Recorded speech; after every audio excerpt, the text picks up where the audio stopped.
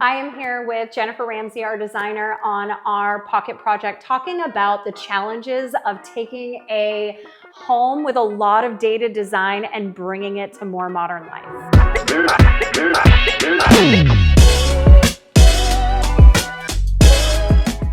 So we started with a huge oak cathedral fireplace. We kind of called it a cathedral because it really felt like one. It's pretty awful. It was really bad.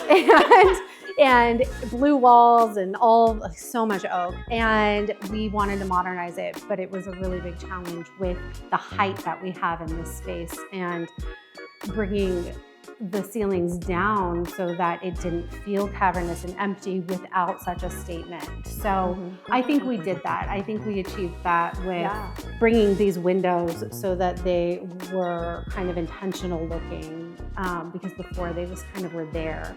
And then centering the fireplace. And then we also brought the chandelier down to kind of take over that space that was so empty feeling. So literally bringing everything down. Well, also you brightened up the space a lot. And brightened it up. I think it's interesting because there was a lot of oak here before, and it was actually lighter than the wood, but I think the colors that you chose to brighten it up really helped. Yeah, and I think modernizing it too with the different textures. I like to use a lot of texture. So we have the limestone fireplace, and then we have kind of the beadboard effect on the cabinetry so that it just reads really clean and linear. Yeah, it looks beautiful. You did good work. Thanks.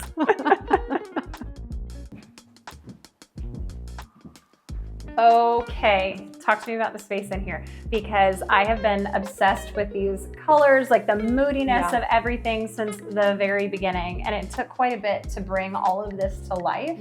Did you have any inspiration getting you here? Oh gosh.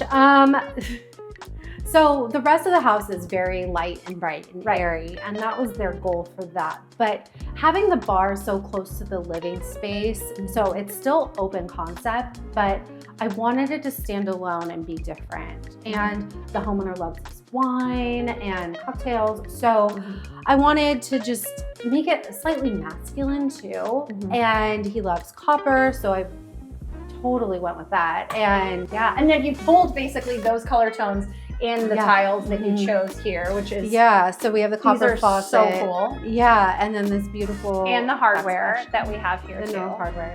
Another one of my favorite features in this bar is actually we have a hidden dishwasher in here. It's a drawer dishwasher, but it's very sneaky. And then as well as, you can't see it from where you're standing right now, but we've got a double door wine fridge in there.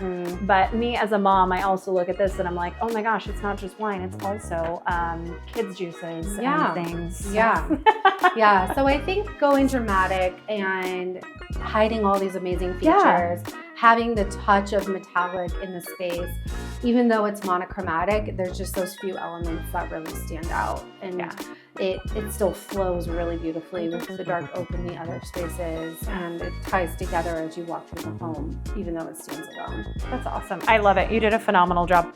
Thank you.